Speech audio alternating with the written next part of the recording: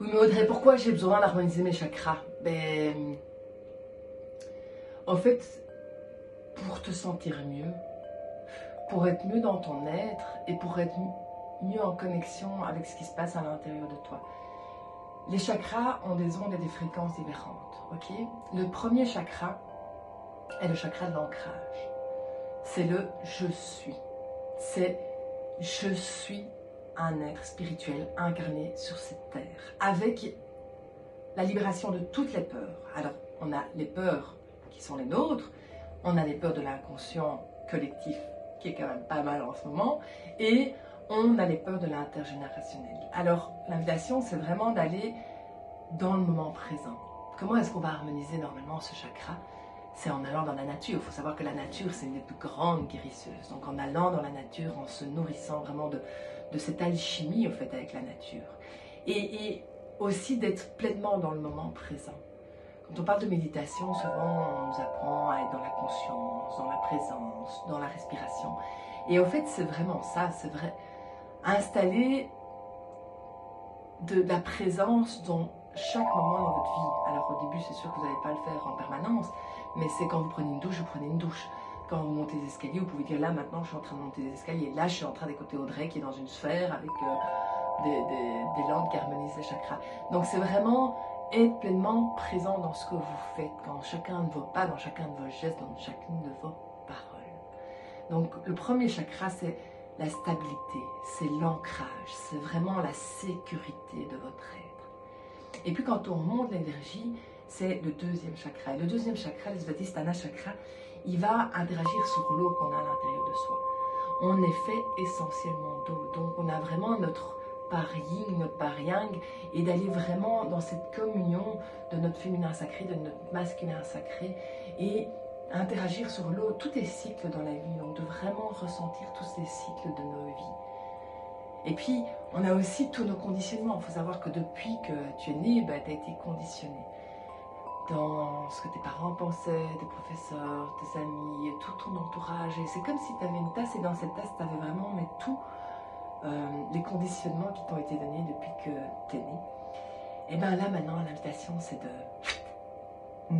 de vider la tasse. Pourquoi? Pour faire rentrer uniquement ce que tu as dans tes tripes, dans ta création, dans qui tu es profondément. Donc quand on parle du premier chakra, c'est je suis, le deuxième c'est je crée.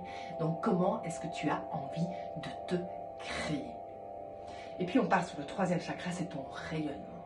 C'est ce que tu manges qui se transforme en énergie et c'est tout le rayonnement que tu as autour de toi, tout le rayonnement que tu dégages. Pourquoi? Parce que quand tu vas quelque part, automatiquement ton corps te donne de l'information de vouloir aller parler à une personne ou d'aller dans un endroit ou justement de ne pas y aller. Donc il y a vraiment notre Manipura chakra qui va s'ouvrir et se fermer selon ce qui est juste pour nous. Et donc le but c'est vraiment d'interagir, de sentir son champ vibratoire, de sentir son champ énergétique et de sentir aussi parfois les mainmises que certaines personnes peuvent avoir sur notre champ vibratoire, notre champ énergétique.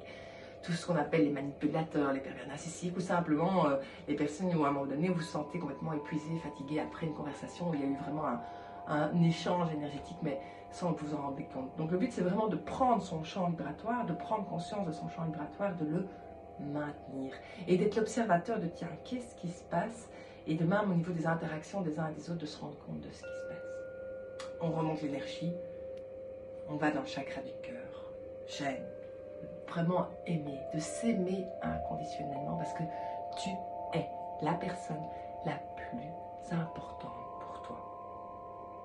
Charité bien ordonnée commence par soi-même. Donc c'est vraiment d'aller dans cette ouverture du cœur et d'aller aimer chacune des parcelles de notre être. Pourquoi? Parce que en ouvrant notre cœur, on va justement toucher à cette paix, à la bienveillance, à ce ressenti d'amour universel.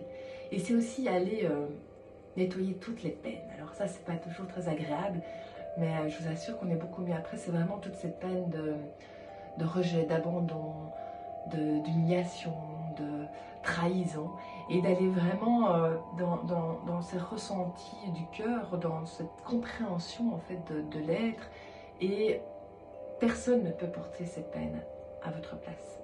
C'est comme des bagages, c'est comme des valises, elles vous appartiennent, c'est à vous, et personne ne peut ressentir ce que vous ressentez. Pour avoir de l'empathie, de la compassion, avoir eu la même expérience, mais la profondeur de la tristesse, il n'y a que la personne qui la vit. Et donc c'est aussi vraiment d'aller vous libérer de tout ce poids au fait que vous portez, avec évidemment la plus grande méthode de libération, c'est le pardon, pour justement arrêter de porter ces blessures à l'intérieur. Alors pardonner n'est pas excuser, mais c'est arrêter de...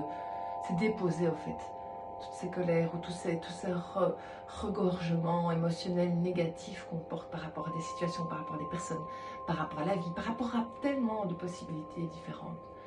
Donc voilà, d'aller connecter à son cœur, d'aller dans cette ouverture de cœur, d'aller dans ce pardon, d'aller dans cet amour inconditionnel. Chakra de la gorge, c'est votre expression. Qui es-tu sans faux semblant et comment tu as envie de t'exprimer? C'est être dans ta vérité intérieure. Si on est aligné sur le cœur, on peut tout expliquer, on peut tout dire. Donc c'est vraiment aller dans cette ouverture. La respiration passe par le coude. C'est vraiment la connexion entre le mental, le corps. Donc c'est vraiment le lien. Donc sentez, ouvrez l'espace et allez libérer en fait tout ce qui doit être libéré au niveau du cou, au niveau vraiment de l'expression de votre être. C'est savoir se taire aussi quand on sent qu'il faut se taire. C'est savoir dire non. C'est être dans son écoute intérieure aussi.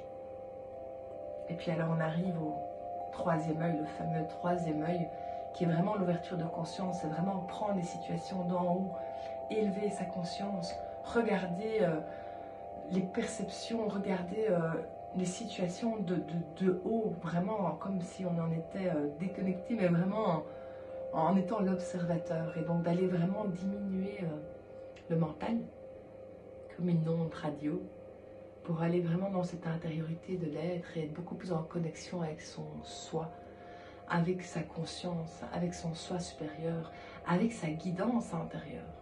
Et la guidance aussi avec ce qui nous entoure. On a le monde de la matière qui est là, qui est très palpable. Et puis au fait, on a un monde autour de nous qui est beaucoup plus grand et qui est au-delà de la matière, qui est dans des strates vibratoires. Alors ça peut vraiment être mille et une choses. Ça peut être qu'est-ce qui résonne en vous.